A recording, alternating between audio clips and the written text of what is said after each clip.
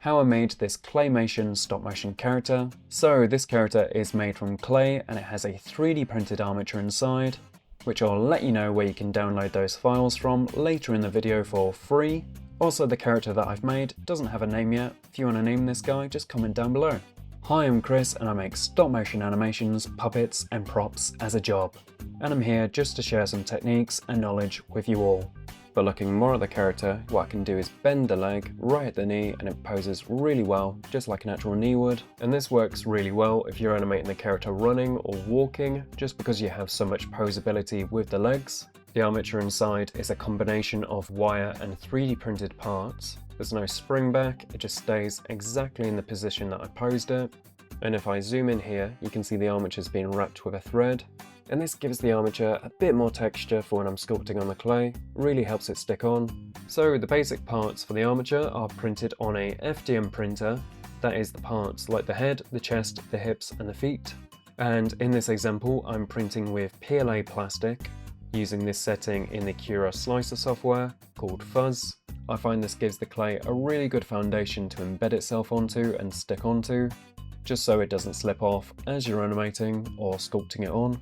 Then going back to how to make the armature, I'm just trimming off any excess that's on these prints, being very careful not to catch my finger with this scalpel blade because it will cut my finger, and the armature parts slot together using these little pegs that I made. So you do this by putting the little peg into the armature part, and then you slide the other half of the armature part on top, and you can see it just locks together like so. A little tip that I can suggest is printing these pegs separately, so if you print these smooth, it will make slotting these together a lot easier and you won't have to shave them down with a scalpel. Then what I'm doing is just adding some super glue onto this flat part here, spreading it across with this little cocktail stick, and then what I'm doing is just slotting on the other half, so when that glue goes off, everything's locked in place. Then I'm going to repeat all of this, doing the exact same thing for the other armature parts, like the chest and the hips. So moving on, what I'm going to do is start talking about how to make the wire parts for the armature. And these wire parts are really useful because you can stick them into the armature using some epoxy glue. And once that's all dried, you can pose the armature and it poses really well. To make the wire parts of the armature, you're going to need some 1mm aluminium wire. Aluminium is a really flexible and posable wire that is really soft and ideal for armature making. And I'm just taking some of this wire off this reel and I'm just cutting it with my pliers. And I'm going to be cutting off several wires because I want to do a multi-twist with this wire. And I'm doing this so the wire is a little bit more sturdier, and it also works where it'll have a few backup wires in case one breaks whilst I'm animating. So I'm just twisting the wire a little bit at the end so this can be fed into my drill and not have any strands come loose. You can twist the whole thing by hand, but I'm going to be doing this with a drill. Then I'm using my drill just to twist all this wire together, holding it at the other side with a pair of pliers, just so I can keep this really nice and taut as it's getting twisted together, which you can see here when it's all twisted together how it looks.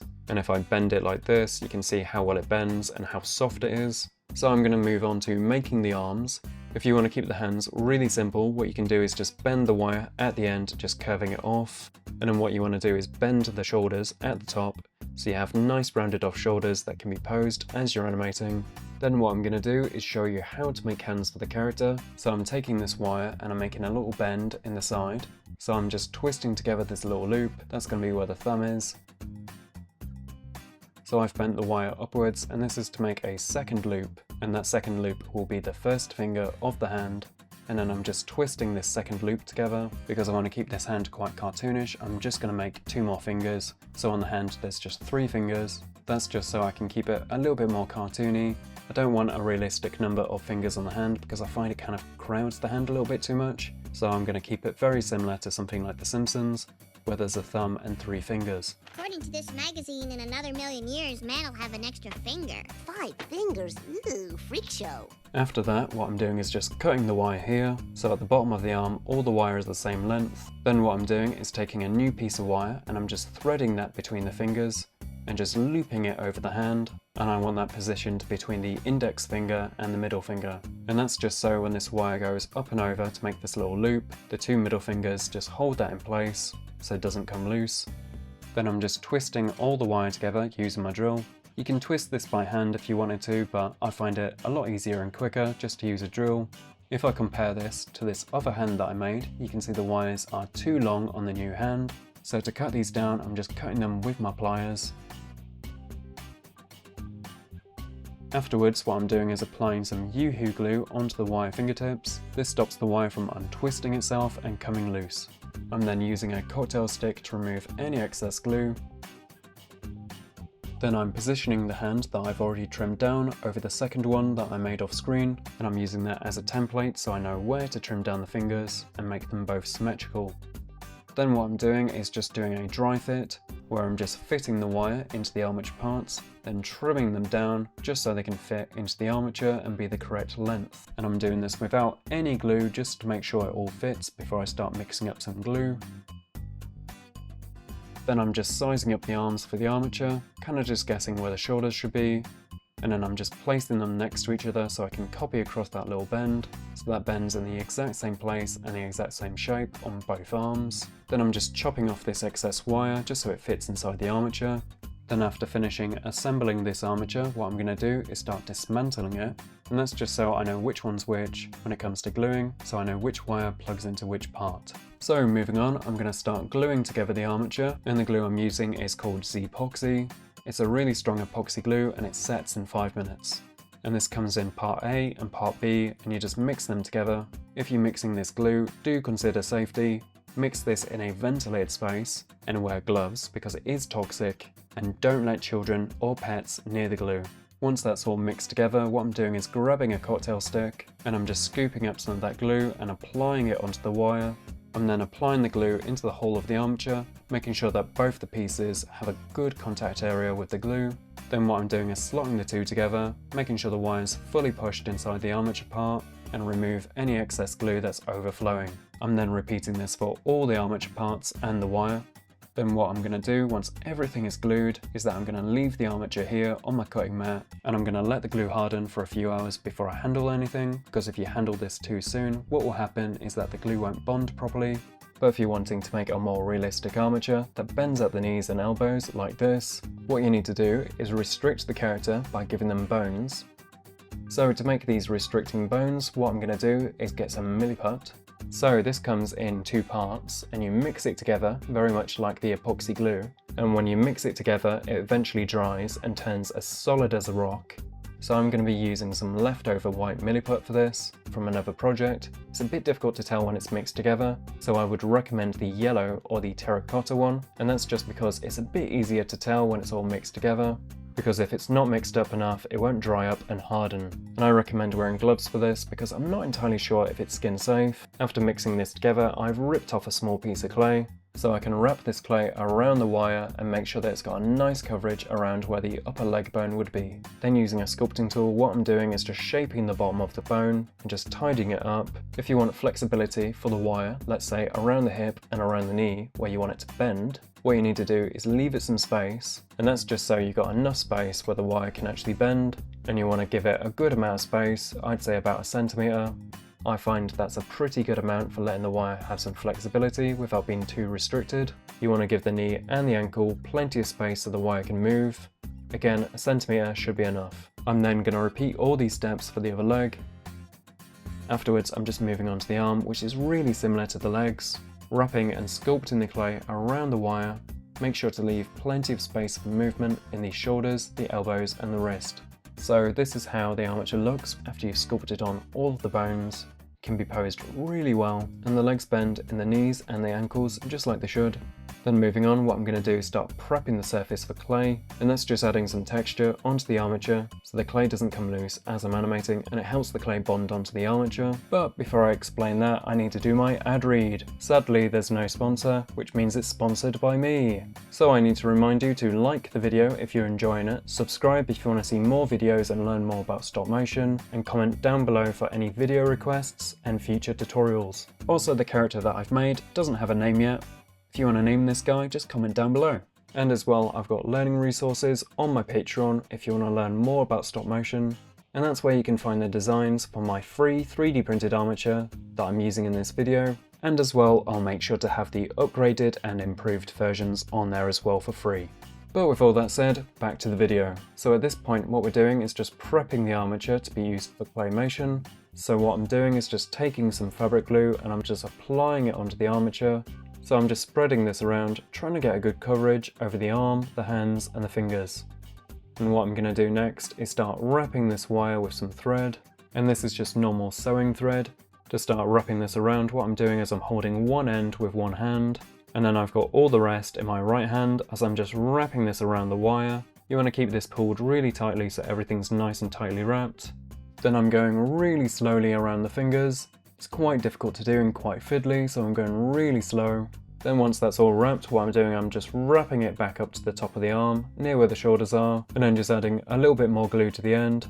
And I'm doing it this way just in case it starts to unravel, so it only unravels around the shoulder rather than around the hands that we've spent ages wrapping around. Then what I'm doing is just repeating all these steps, and I'm doing that for the other arm, just spreading this glue across, then wrapping it with thread. I'm then repeating this for the legs, the main body and the head. Then after letting that dry, what I'm doing is just taking my scissors and I'm just trimming off any loose threads. So after wrapping the armature with thread, it should look like this. You should have a nice coverage of texture across all the parts and the wire. If I zoom in a little bit, you can see what I mean. All the parts are wrapped in this thread, and we've got a nice consistent texture across all the wire, giving it a nice texture for the clay to bond onto. So what I'm going to do next is move on to sculpting the clay onto the armature, and I start this by cleaning down my desk with a wipe. This is because you want to clean your workspace just so there's no dust, because clay is really bad for collecting dust and embedding it into itself. So I'm just taking some plasticine clay, then I'm going to tear this down a little bit just to get a smaller piece. As I'm sculpting this, I'm really trying to push and sculpt this clay into all the texture that we made earlier, and this is just so the clay sticks onto the wire and doesn't fall off. Then what I'm doing is just sculpting the hands of the armature. This can be quite fiddly to do because the area is quite small. What I'm doing is making small clay sausages and then placing and sculpting that around the finger, sculpting it with my hands, taking a sculpting tool and I'm just sculpting around it. Then to make the rest of the character, what I'm doing is just pressing in the clay. This is going to be the character's skin, so I'm just adding on more clay and I'm pressing and I'm sculpting it into the armature. So at this point I'm realizing this character looks quite weird. So my idea when I was making this character was the character was going to be all pink, something like Morph or Gumby, but unfortunately he's looking a little bit too realistic and I suddenly realized this doesn't really look like a cartoon guy, it just looks like a nude pink man, so I'm going to have to give this guy some clothes just to make him look a bit less creepy. Then for the eyes, I'm just mixing up a small ball of clay, shaping it in my hands so it's the right shape. Then what I'm doing is just adding some black clay onto the eye. This is going to be the pupils. And just some advice, do be careful because this black clay will mark up the white clay. You want to keep it very lightly stuck on, just so you can move the pupil around. And this works really well when you're animating.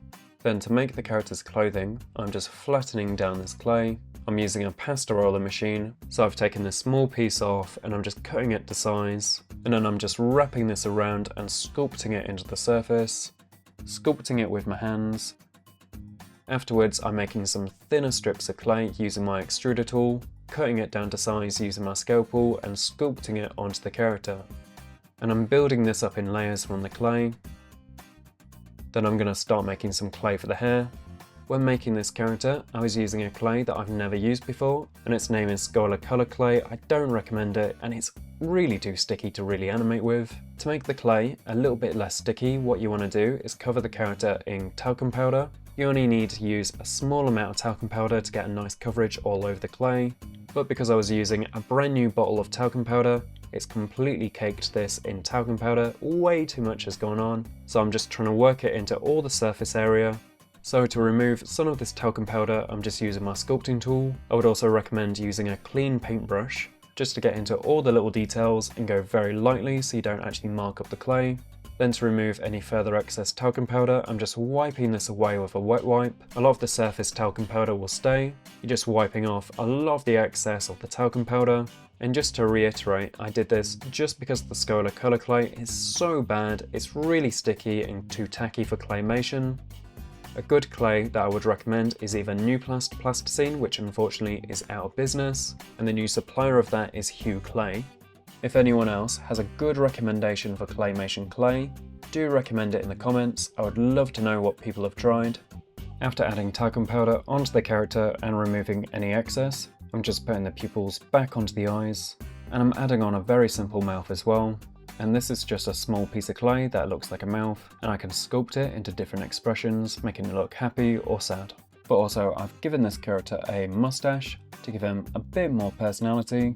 And as I finish this character, I keep thinking he looks a little bit familiar. I can't quite work out where from. If you got a good idea of who it looks like, just comment down below. But moving on, I'm going to do a quick review about how this character's come out, and I'll offer some tips and advice for if you're making your own at home using my free 3D printed armature designs. So if I start moving the character, I can already tell the character poses really nicely, and I think if I do a running animation with this character, I'll need a rig in the back. So what I'll do is update the designs for you guys, just so you guys can plug a rig straight into the back of this character. And as well, I'll update the feet to have some tie downs, so you can attach the character directly to the table. That should make animating quite a bit easier. And if I start posing the character, it poses really nicely. And what you can see here, after I move the arm, I actually damaged the clay. So what you have to do to repair this is just sculpting the surface again, blending it back in. I recommend keeping an eye out for any rips or tears in the clay as you're animating, because it does happen quite often, and obviously you need to sculpt those away to repair it. And here's a little bit of advice. I would recommend putting a plastic bag over the character, and this just stops any dust from forming on top of the clay surface and embedding itself, because it can get contaminated really quickly and look terrible on camera. So I would recommend keeping it wrapped in plastic when not being used, just to protect it from the dust. So if you're wanting to make the armature yourself, and I'm going to have all these designs on my Patreon for free, that's the original and the upgraded versions, so you can get access to those on my Patreon. And if you want to learn more about stop motion, you can find plenty of resources on there to learn more. But with that said, I hope you enjoyed the video. Give this video a like, comment and subscribe if you enjoyed yourself or learned something. But yeah, this clay little guy needs a name, so maybe suggest one. I don't really know what to call him, so if you got a name suggestion, just comment that down below. And have a good day.